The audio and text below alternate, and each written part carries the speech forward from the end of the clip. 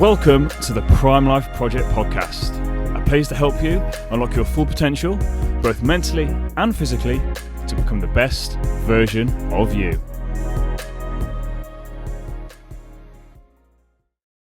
Welcome back to another episode of the Prime Life Project podcast. I'm your host, Daniel James, and today, I've just been having an amazing chat off air. I've been learning myself before we even start this podcast, so I know that the value that you guys are going to get today is going to be absolutely immense. I've done a lot of stuff on spirituality and stuff before, but what we're actually going to talk about today goes a little bit deeper than that. Again, we're going to try and keep it on a level. We're not going to go too deep today, but I know the value that you're going to get from today's episode is going to be absolutely profound. So it might be a bit of a note-taking day. So again, if you're driving, maybe pull over, get pen and paper out if you need to take some notes. But my guest today is Jynnette Lewis, and she's an oracle, which, by the way, that is the coolest thing ever. Like, we're going to talk about it in a second, but again, an oracle, like, I just instantly think of the Matrix. So she's an oracle, spiritual life coach, and business strategist, and she's the founder and CEO of Inner Sun Alchemy, LLC. Which is an institute that creates cultural change through consciousness change by developing leadership in visionaries and changemakers. Good morning. How are we? We're doing great. We're just talking about coffee off air. So again, straight away, we've already got this connection. So I know straight away this is going to be a good episode. But let's just dive straight into this because can you give my audience a bit of a background into who you are? Because like I said, the word oracle, again, most people will think Matrix. Most people will have no idea of what it actually is. So how did you get into this oracle, spiritual life coaching business space? How did that all come about? So for me, I've actually always been spiritually inclined. I've always been searching for higher knowledge in whether I was growing up in religion or exploring other spiritual practices. So that has been in place since I was a kid through adulthood and to now. And the call for business, though, didn't come until 2017. I was actually having a really beautiful time with the goddesses during Lenten season, and it ended up syncing up exactly with the Venus retrograde, for those of you who are into astrology. And I got the download for the business, Inner Sun Alchemy, like it came as an assignment. And a couple months later, ended up losing my job. So it wasn't a thing on the side. It had to become the thing. Situation was a very pivotal shift in my life. But with that journey, it helped me to really understand who I am as a spiritual person and the gifts and talents that I bring to this greater industry, if you will, the spiritual industry. And so it took a while for me to land on what an oracle is and using that as my name, because like I'm not a priestess, I'm not just coach and all those things. But for me, when people ask like what an oracle is, I say that it's basically someone who sits at the threshold of the mysteries.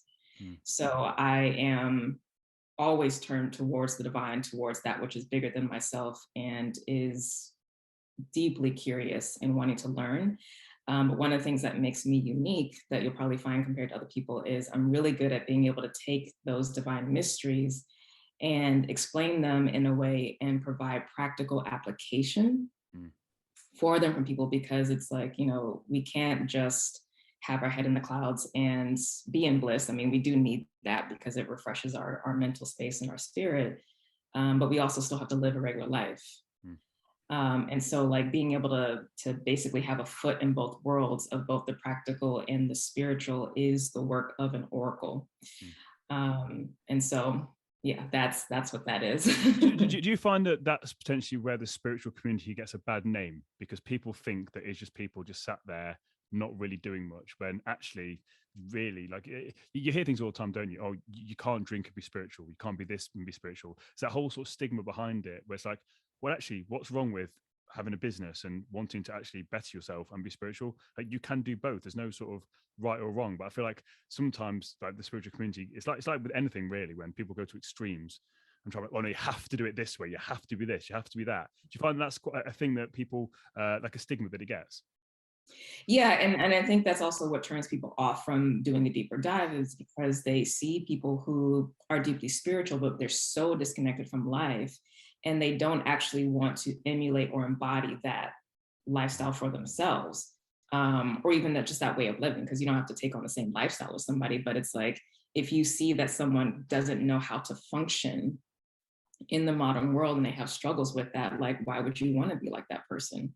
Exactly. So I think it points to a lack of spiritual maturity for those who are facilitators to not be able to walk in both worlds.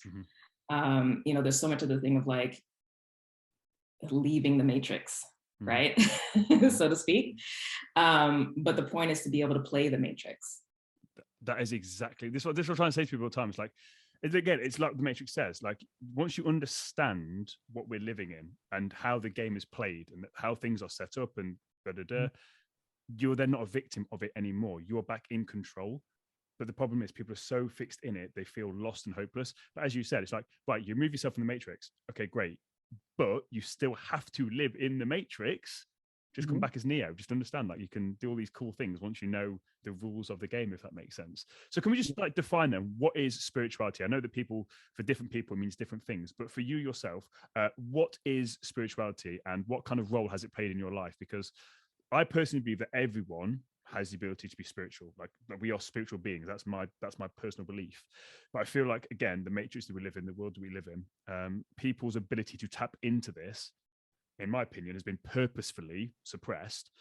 So what actually is spirituality, and how can people actually start to tap into this a little bit?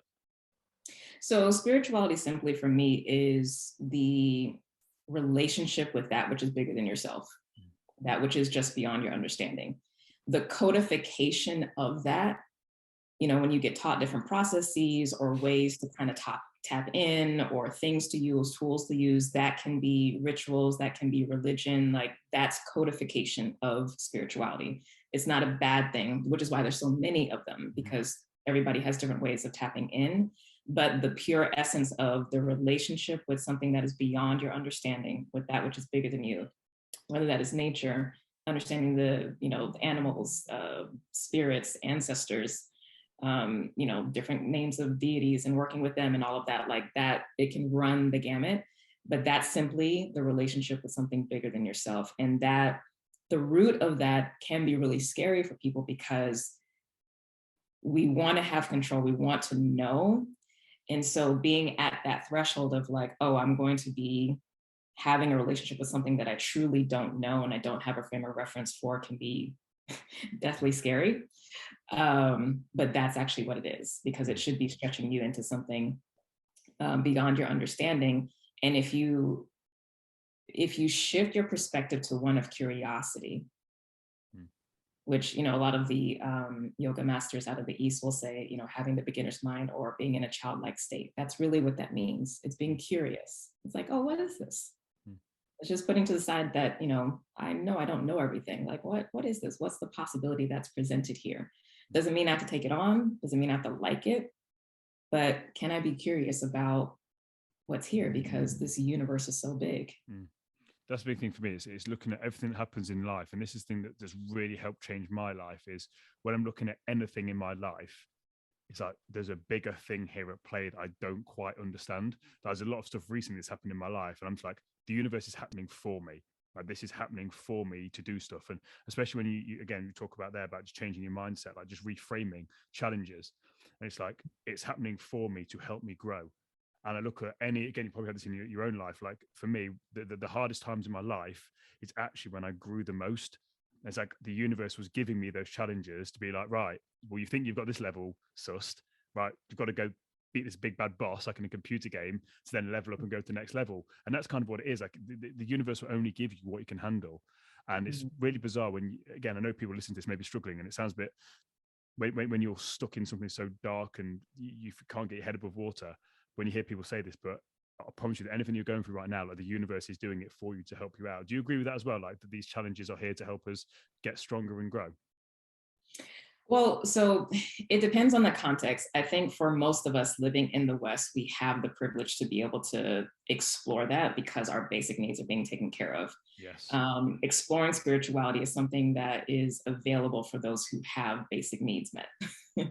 Absolutely. Being able to consider something bigger than yourself can only happen when the body is not in fight or flight, right? Because when it's in fight or flight, it's like, okay, do I have shelter? Do I have food? Am I safe? Yep. That's your spirituality. Yep. Once those are taken care of, spirituality can expand to other things of, am I being expressed fully? Am I living an authentic life? Like that's how that flowers. So I think it's important to frame how spirituality can look depending on the context that you find yourself in. And all of those different contexts are holy, right? Now, as it relates for us being able to have these conversations about personal development and empowerment and things like that, yes, they are working for us. And a question that I like to pose to my clients is, when things are coming up, to, instead of being like, oh, how am I attracting this to me? This negative situation, ask instead, how am I using this to strengthen myself? Because you know what you're doing at a deeper level, right? So how are you using this to strengthen yourself? Because it's going to be what it's going to be. But just as, for those who like to work out like myself in the gym, you need resistance in order to grow.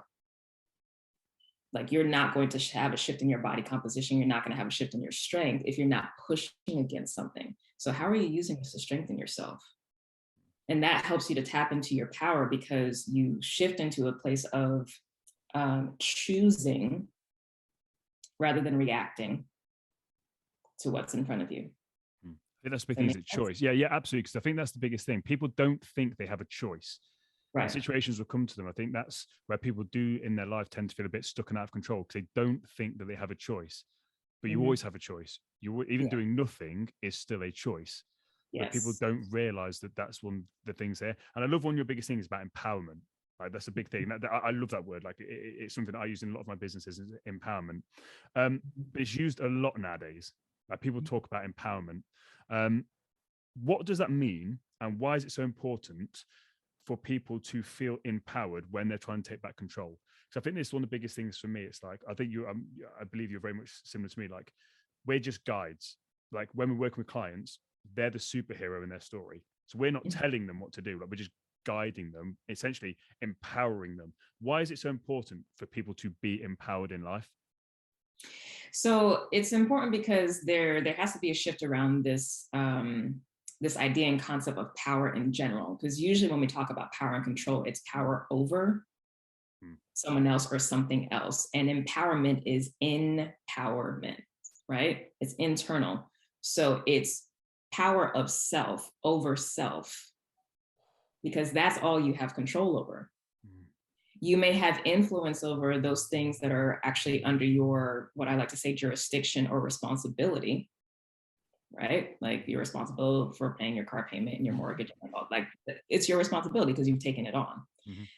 But outside of what your jurisdiction is, it's you. That's all you have control over. So where people are disempowered is they are trying to make their partnership show up in a certain kind of way. They're trying to make their job show up in a certain kind of way. They're trying to make their business show up in a certain kind of way, instead of shifting to, how am I showing up?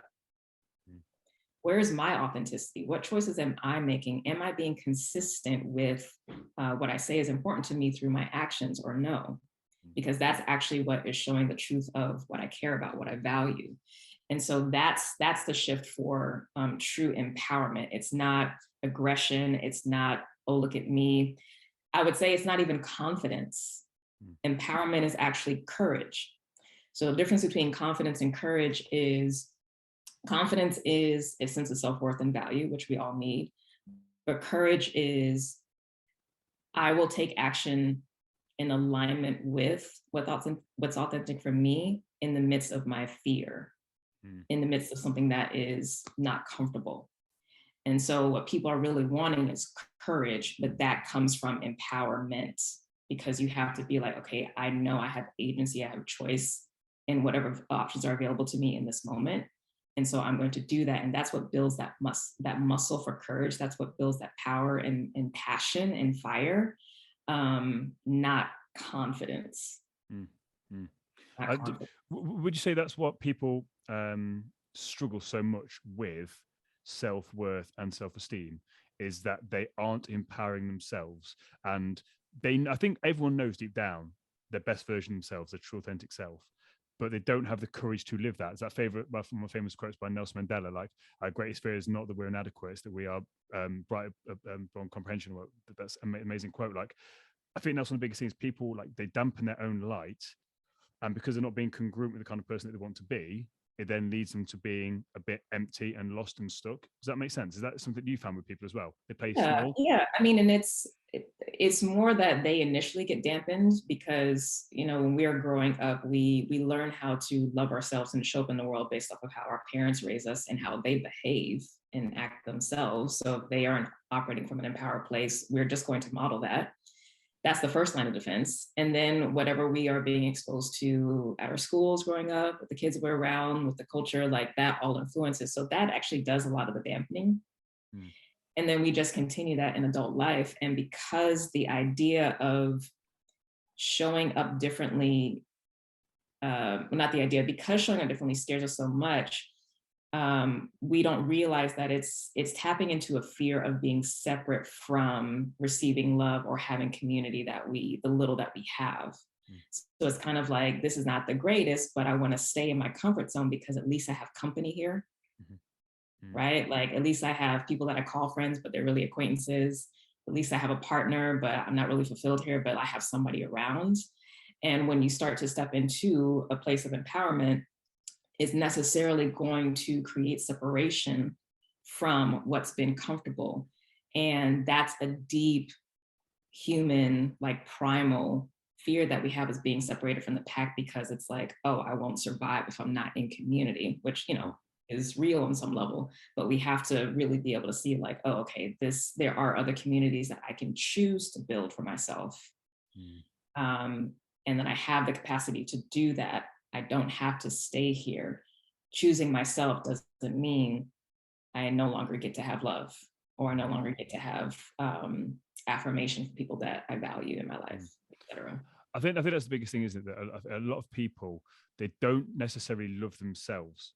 So what they're trying to do, they're trying to love other people around them. I said, hold on to that. But as you said, especially this one thing, I bash social media a lot and technology a lot because of what it does, but it has got some amazing positives. For example, connecting people.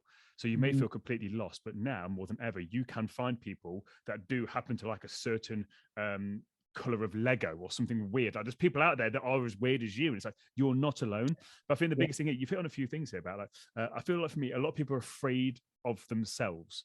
I said, doing that deep work and just being by themselves. Like, if you put most people on a desert island by themselves, they would have no concept of what to do because they haven't ever spent time with themselves. So do you find that doing this inner work, becoming empowered, and then linking that with spirituality and understanding that there is a higher power, higher energy, whatever you choose to believe in, do you find that's quite comforting for people?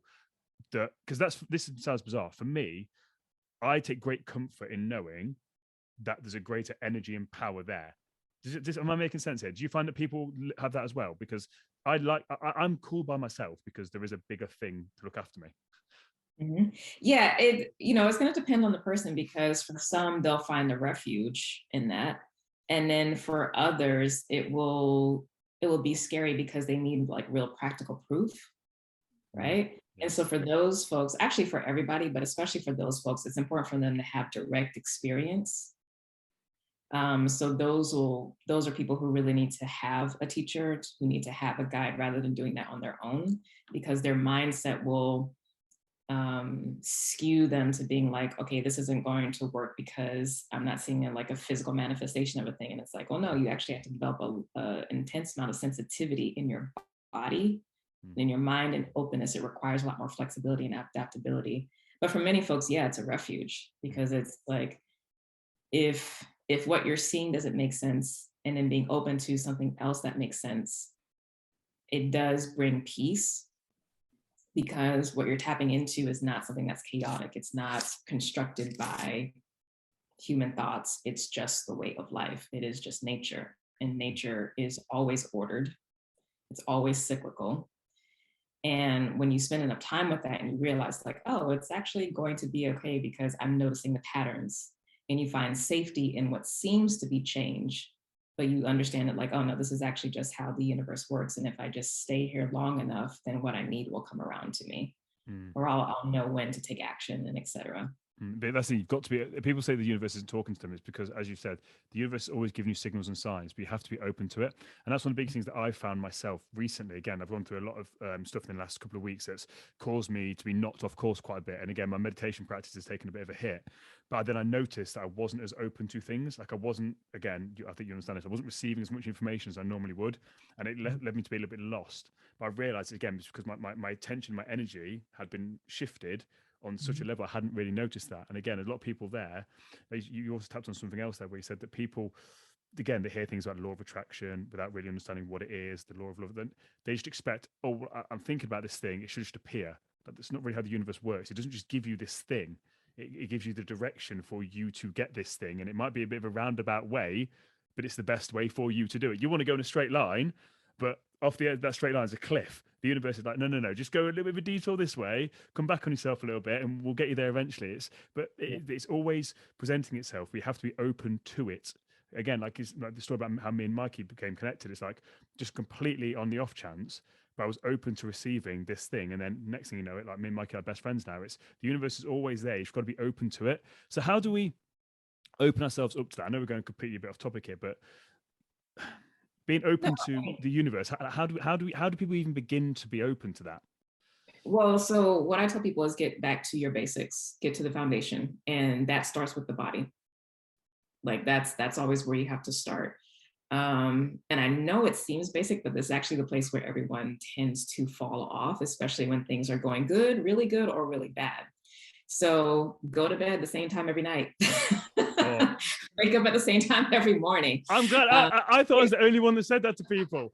Listen, everyone laughs at me. My alarm goes off at 9 p.m. every night and says, get ready for bed. And people think I'm nuts. I'll be on dates and my alarm will go off. And they're like, what's that? I'm like, that's my bedtime alarm. They think I'm nuts. I'm so glad you said that. But but the thing is, again, like I said earlier, the universe is structured, nature is structured. So there actually is not chaos. And in order for you to flourish, in order for any plant to flourish, there actually has to be a container. There has to be like timed watering and sunlight. Like there's a rhythm to things. So if you're not setting a container for safety and sameness, you unconsciously are putting yourself in a place of fight or flight.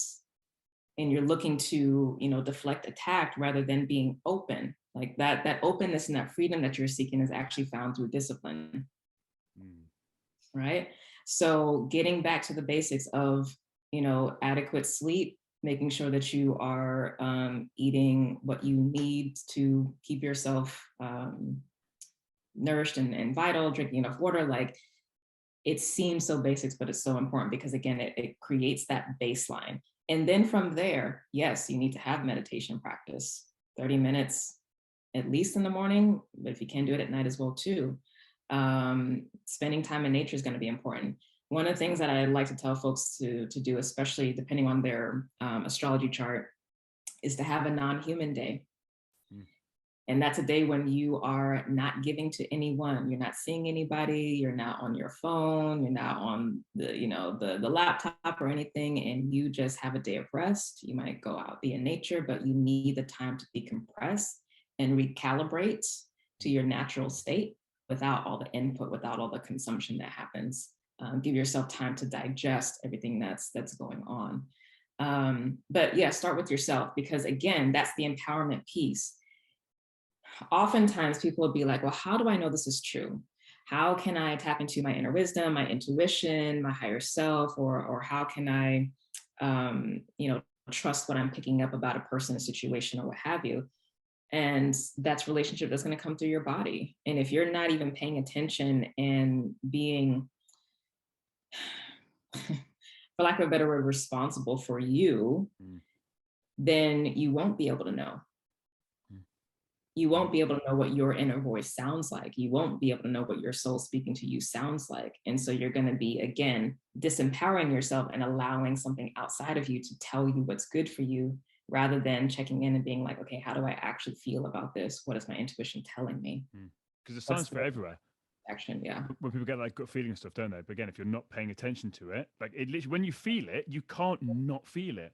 But again, it's Right. that, like their vibrational frequencies. Like if you're on such a low vibrational frequency, you're so, again, your head's so in your phone.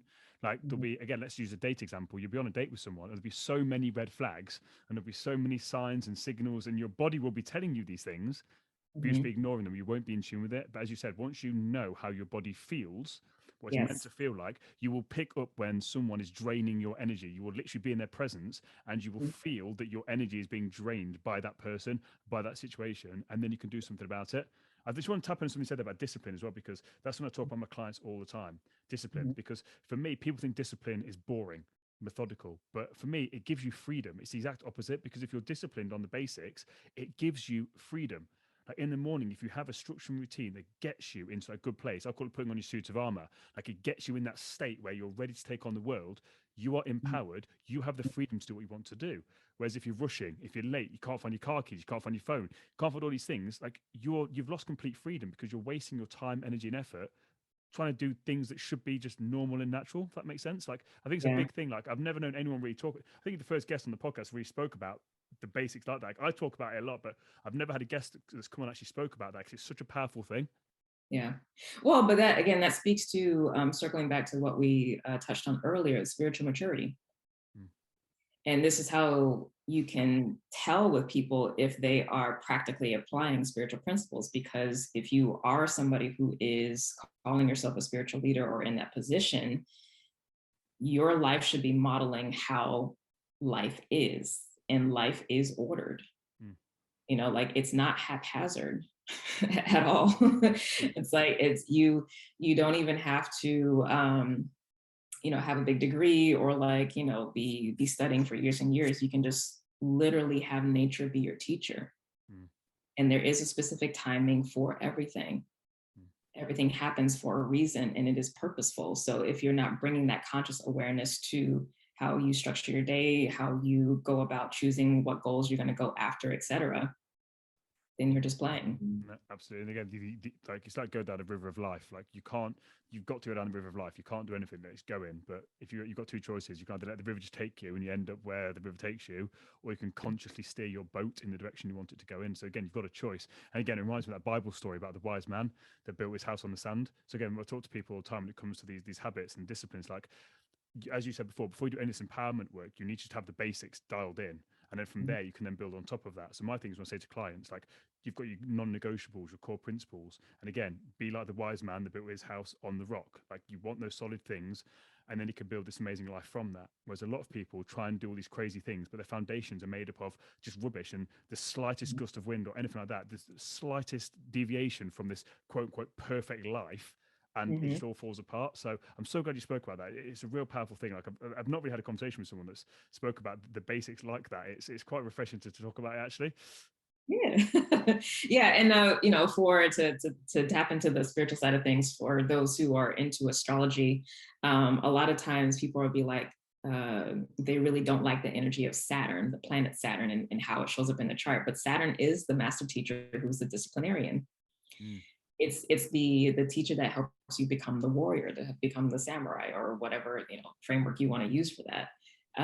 But the reason why that energy can be such a hard ass at times is because it wants you to make sure all your T's are crossed and all your I's are dotted, so that as you build and you grow, the foundation that you have can sustain the abundance and the opportunities. mm. Because if you take the shortcuts and do all that in the beginning, when the thing that you really want comes, you can't hold on to it. Oh, yeah. So it's not that it doesn't come, like you're actually always being blessed, but you don't actually have the capacity for what you're asking for because you haven't built strength. Mm, mm. You say that in everything, like when people that win the lottery or like the Euro, whatever it is, like they basically win millions of pounds. And what happens to most of them, the statistic is like 80% or 85% of them end up broke. Why did they end up broke? Because they couldn't manage £1,000 or $1,000. So what makes them think they can manage 100?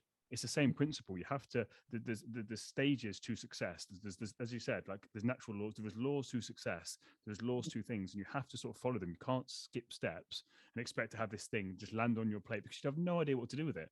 So you've got to Mm-hmm. sort of build that up. Now let's just link this back into purpose, because I think like we've kind of gone down this direction like in a roundabout way. But one of the biggest things you talk about is like reclaiming purpose. So for me, one of the biggest things I found when I was going through my depression was that I didn't really have much purpose. Like I felt like I was just existing as a human being. And again, we spoke about this on a slight level earlier on, but I think a lot of people go through life in that sort of matrix, completely just existing for no real purpose. How do you get people to reclaim their purpose? Because this is a real powerful thing. Like, what is reclaiming your purpose, and how do you get people to try and tap into that? Well, so one thing I'll say first off is purpose is not a job. And I say that because unconsciously people think that if I'm finding my purpose, then I'm going to find that perfect career that I'm supposed to have, or like the thing I'm supposed to do. And that's supposed to be my purpose. So off the bat, just saying purpose is not your job, purpose is not a career. What purpose is actually speaking to are those qualities, those characteristics of the divine that you basically with your life are showing and existing as. So at a basic level, purpose is being human. You're born, you're actually living your purpose because you're being a human.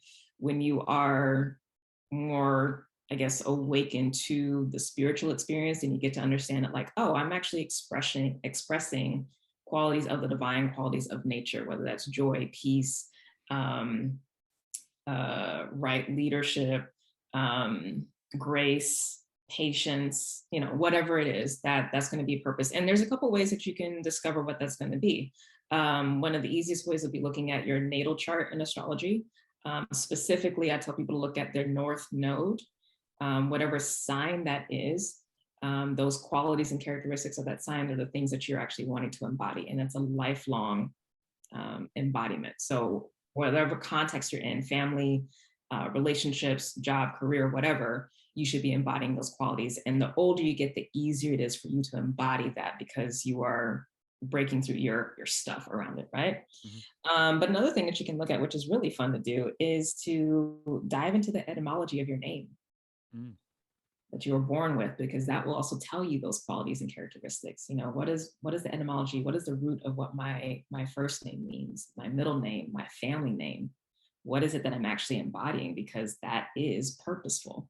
And that can really open your eyes to the qualities that you see in yourself that you might have like kind of shied away from, or just like disavowed or discounted. Be like, oh, okay, this is actually who I am. This is my being. So to make that shorter, purpose is not a job.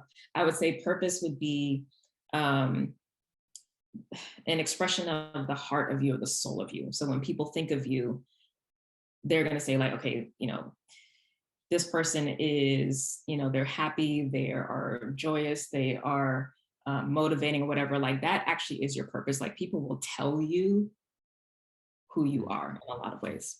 Now, because people are going to ask, what do I do, right? That gets into calling. So calling is different from purpose in that calling is a specific contract that you've made when you came in to help transform and change the world. It's a non-negotiable. That's not something that everybody has. Everybody has purpose because that's related to you just existing, right? And just being. But calling is, I'm here because I want to help change the world in this particular way. And it's going to be related to purpose because it's going to be tapped into your natural gifts and talents. That often will be some type of career or a business, maybe a nonprofit that you launch or whatever, but that is a really specific thing. Like I said, it's a non-negotiable. There usually is a defining moment in someone's life when they are forced really to make that shift because it's coming from a deeper place. It's not, oh, I'm deciding I'm going to do this. It's like, no, there's a call for this. And if that call is not answered, a lot of things get stripped from your life. You lose relationship, you lose job because you're going to be forced to take that path because you're supposed to be serving the greater community, humanity at large in a certain kind of way. And so that's a very different thing. So hopefully that brings some clarity. Yeah, I found I've not done much on this. This very similar to like a soul contract kind of thing, where basically is that kind of because again, this is bizarre. I went on a date with someone and she started talking about this. I'd never heard of it before, but then she was telling me that basically people, again, her belief is that people come here and they've got a calling, like they come here to do some good in the world. And it's bizarre, isn't it, that most people that you see doing the greatest good, it's happened because something's happened in their life, and they say, oh, I had this calling to do it. So it's the thing that people listen to this, and again, we've gone down a few rabbit holes there where, again, people may have felt a bit lost. Like, again, whether you choose to believe this stuff or not, like the most basic level that I would get you guys to just look into is just energy, just understanding energies and yourself, and just start from there and then see where it unfolds. Because again, when we're talking about like, astrology and names and stuff, again, people might not want to go to that level. And again, I completely understand that. But just start by tapping into your own energy. Again, stuff like the meditation and that sort of stuff. Because once you start to learn this stuff, once you start to just remove yourself from the matrix a little bit, you will start to get curious on these things, which is essentially what happened to me. And it's just like, then you start to get attracted to people come into your life that will start to give you more guidance on these things. And it's just very, very bizarre how it's happened. So thank you for clarifying that. Because again, I didn't know much about, again, your definition of purpose. So that's quite an interesting thing for me to actually understand that as well, and actually getting people to clarify that. It ties very much into like almost like emotional intelligence as well, doesn't it? Almost to sort of understand your emotions, and people will be telling you how you're coming across. So if either Mikey turns around to me and says like, Daniel, you're always angry. Well, that's not really a good thing, but then that's feedback. And if I'm like, well, I'm not always angry, well, clearly someone externally that I trust is saying that to me. I'm clearly not very emotionally intelligent. I'm clearly not in control or in tune with my emotions. I need to then maybe do some stuff on that. Is that kind of essentially a bit of a good summary of that? Yeah, and for folks who might be like really, really new into this journey of self-discovery and spirituality and stuff, again, keep things close to home. You don't have to like shoot so far out. So another thing that you can do if you're not drawn to astrology or don't want to dive into looking to your name is connect with the people that you do actually trust and whose opinion you value, and ask them questions about you. Like, ask them to tell you about yourself. Like, what qualities you see? Like, what do you see me doing? What do you feel my purpose is? Like, you actually can just do that, and it's a really intimate, vulnerable place. It will be a great thing to deepen your relationship with people. But again, people you trust, right? And they'll tell you. And they'll be delighted to tell you, because people love loving on others. So let them love on you, let them reflect back to you who you are. And then your job is to receive it, is the thing.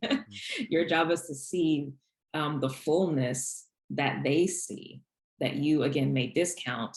But nothing is by happenstance. Like, who you have around you will tell you who you are. Whether that's positive, negative, or neutral. I was just about to say, so in that, you've got to be very open to hearing potentially negative feedback. And again, if you haven't done any of this inner work, your ego will take a massive battering and it'll want to push back and defend you. So I think a key thing here that you've sort of said there is you've got to go into it with a place of, you trust this person, you've asked this person for their opinion, you have to see it as information. It's nothing personal. They're trying to help you. So if they say to you, well, do you know what? Sometimes you're a bit of a dick. Like, you have to take that on board, but then say, oh, can you give me an example of that? Well, actually, do you know what? In a certain situation where it's really hot outside and something happens and I'll say something to you, how you respond actually isn't, and you're, oh, yeah, I didn't even realize I do that. Because sometimes people say that to me and I'm like, I didn't even realize. Because sometimes you do, you get caught up in your own head, and you kind of, you need someone to just give you that feedback of being like, actually, what you did there, that's not really, and I'm, oh yeah, actually, that's a good point. Thanks for that. So again, just be prepared for that, because people don't like to hear the truth. Yeah. The truth is the truth, whether you like it or not. So again, just take that on board. Let's talk about energy management. So what is energy management? Again, my audience that have been long-time listeners will know we spoke about energy before. Hopefully they know about that, but we'll have a quick recap on what is energy. So what is energy, and why do people struggle with it? Because I have been struggling myself. I think I know why I've been struggling recently, but what is energy? Why do people struggle with it? And how can people recharge their energy? So energy is basically everything that gives life and animation to things. So, the mitochondria in our body, the breath, it's the non-seen thing. And again, you feel it if you're in touch with your body. But that's what it is. It's that which gives movement to life. Now, when people talk about not having energy or having low energy, what I really find that means is they often are not resting enough to refuel, because our body has its natural cycle. Again, it is ordered, so it needs time for rest and restoration before it can have a time of activity. You have to respect that. So if that's not being respected, then you're going to be low energy. And again, getting back to that, the discipline and the basics of the foundation, that will set you up for success much more easily than not having some type of structure in your day-to-day life.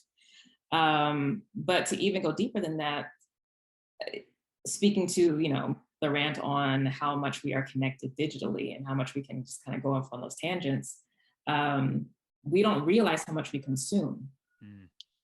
And when you are consuming so much mentally, emotionally, energetically, electronically, whatever, it takes time to digest. And we don't allow time for digestion.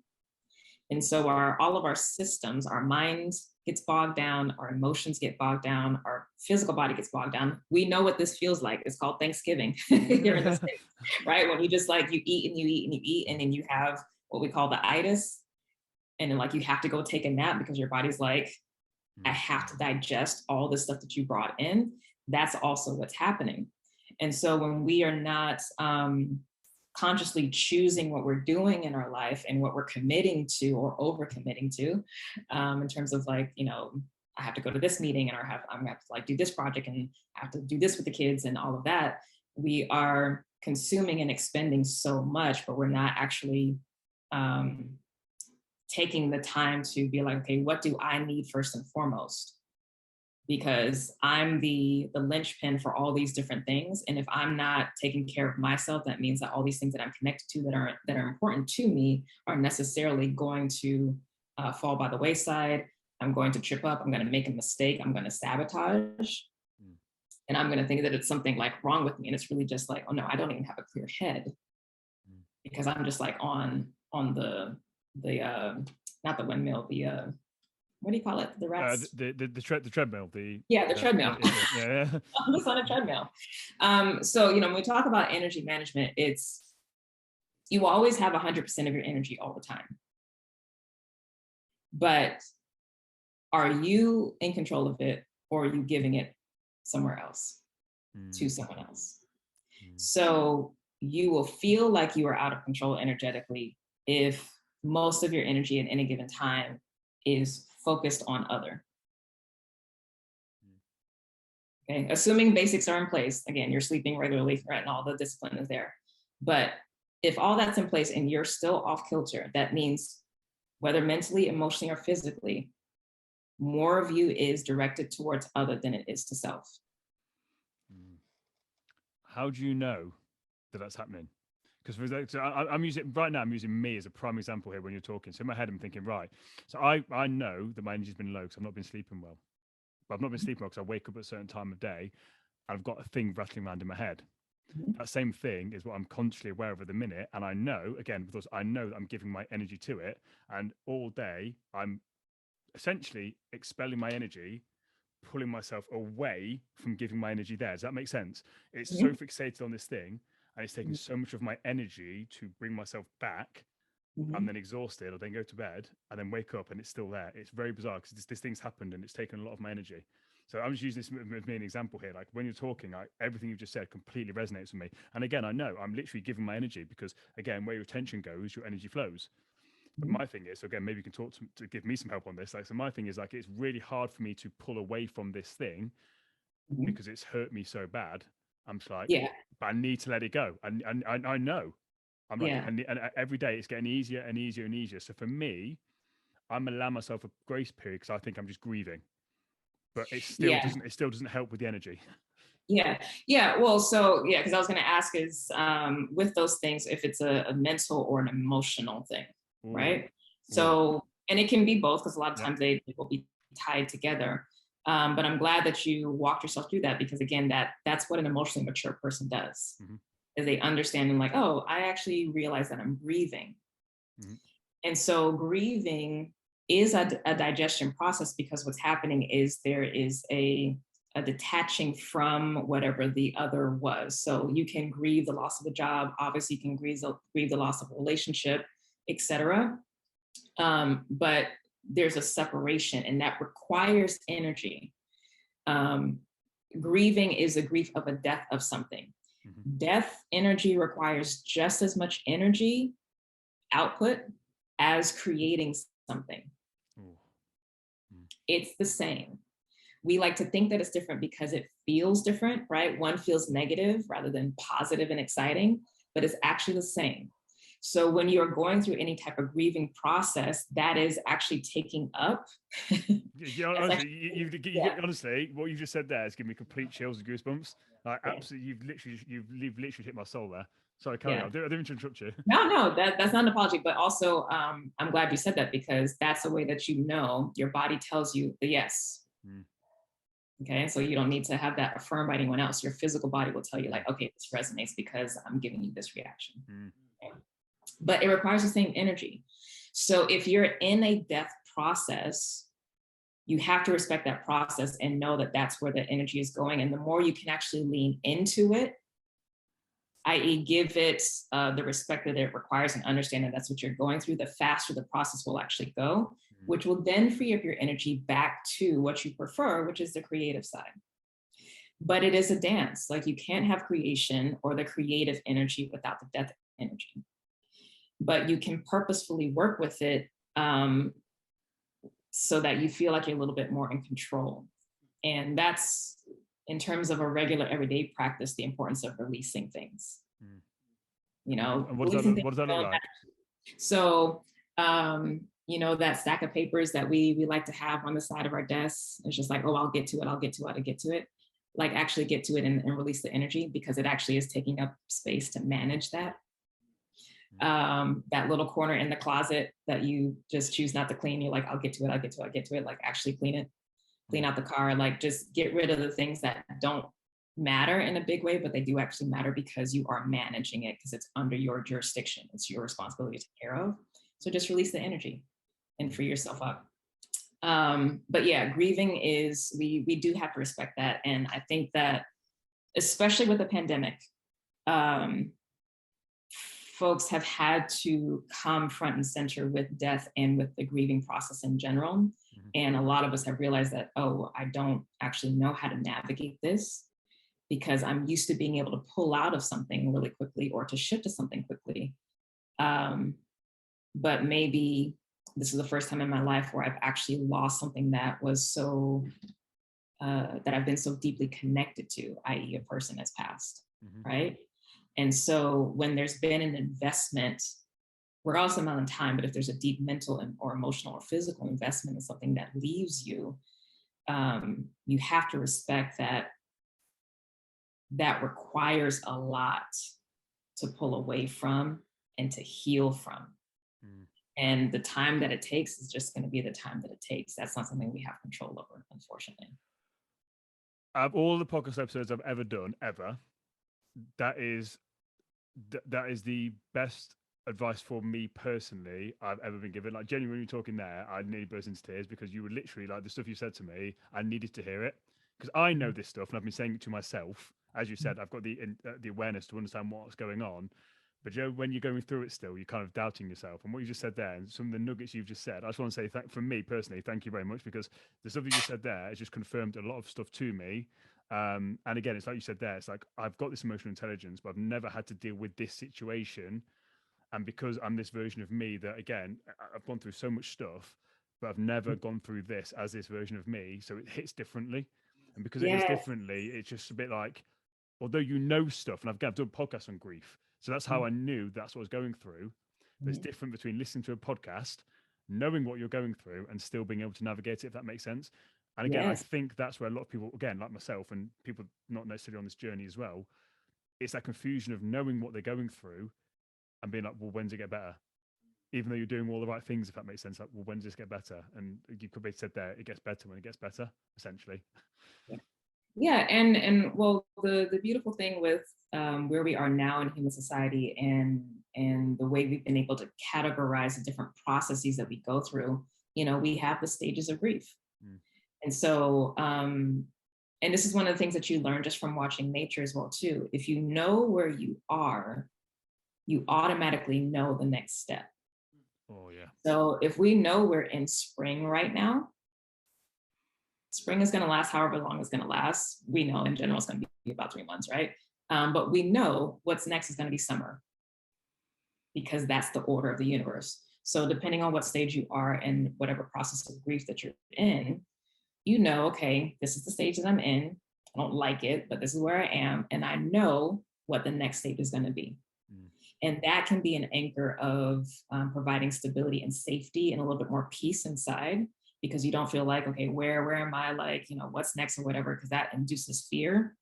And instead, I'd rather you be frustrated and angry in the process, because that's fuel and that's fire to help you push through, rather than to collapse in, which is what can happen when you get overwhelmed by fear of not knowing. So if anyone is going through a process of grief, I invite you to research the stages of grief and to see, like, okay, where am I landing right now? And if I know that I'm here, then I know that in general, this is most likely going to be the next stage. Okay, I know where I'm going. Mm. How can I support myself here? And how can I also set up support for that next stage? Because I know I'm going there, so I can set the experience or the container for what I want to experience now that I know where I'm going. And I don't have to enter into this new territory without any kind of support. That was extremely powerful. And another thing that just pops into my head there from another podcast I did was saying that grief is the most patient emotion. So if you know that something like this happened, like just let it happen, because the more you try and suppress it, the worse it will get. And it will come out at some point in your life, whether it's 10, 15, 20 years, it will come out and it will find a weird way and potentially be destructive then. But at least if you know right at the very essence, like I did, this is happening, right, let's just let it happen. And you just go on that roller coaster ride rather than trying to suppress it down. This January has been incredible. And one more thing with this, yes. I'll say too, and I'll say this because I can feel that this, whatever this pain has been hard. The longer we grieve, it really speaks to how deeply we loved and how deeply we cared. Mm. Mm. So also don't necessarily feel the need to rush through that process, because if it's taking a long time, it tells you how deeply, again, you cared, you loved, you were in, how much you valued whatever the person, place, thing was. I needed to hear that. I'm glad you said that, because I needed to hear that. Yeah. That was that's brought me a lot of peace, actually. Mate, that's mad, isn't it? Mate, that honestly, that you've blown my mind over with that. That's why I had to say that, because it's the grieving is not just the loss of, again, person, place, or thing. It's the grieving of how deeply you were able to show up. Mm. Bloody hell. Yeah, no, honestly. My final question that I ask all my guests: what advice would you give to someone who feels stuck and out of control with their life right now? Control what you have control over. Love that. Which is yourself. Love that. And again, looks back to everything we spoke about. Yeah, it's, if you feel out of control, it's because you are recognizing, having to face the fact that you don't have control over a lot of things external to you. And you have to actually accept that. I don't think a lot of people accept that, right? So you have to accept that. And then you also have to accept the fact that the only thing I do have control over is myself and what I'm responsible for. So if you are going to go on the path of, I need to empower myself, I want to be stronger, I want to be confident, whatever, take responsibility, take control of what is yours, which is you. And that's it. And that's where you'll find your footing. And then from there, you can, over time, create new places where you have more power in other things, like power of leadership, power in whatever, like that can come later, but it always starts with you. If you, and I mean, it circles back to what you said about the money. You know, if somebody wins a lottery, if you can't manage or know what to do with 1,000, you're not going to know how to manage 1,000,000. So if you can't manage yourself in whatever ways that you have available to you to manage, you're not going to be able to have control over your career path or like having that perfect relationship or what have you. Like, it's just not going to happen. So the basics are not the basics. Like, so I'm sure if for those who are like into martial arts or, you know, the Eastern philosophies, you probably heard the saying, what does the master do before enlightenment? Chop wood, carry water. What does the master do after enlightenment? Chop wood, carry water. That's the path. Yeah. Oh, I love that. Honestly, this has been incredible. Where can people find out more information about you? You can visit me on my website, innersunalchemy.com. Awesome. I'll get And Mikey I'm also on Instagram. Excuse me, if people are on Instagram, same, all one word, Inner Sun Alchemy. Awesome. We'll get Mikey to put all the links to the bottom of the screen so people can check that out. Honestly, thank you ever so much for your time today. It's been incredible. Yeah, thank you. This has been lovely. And I'm glad I was able to help you. Oh, absolutely.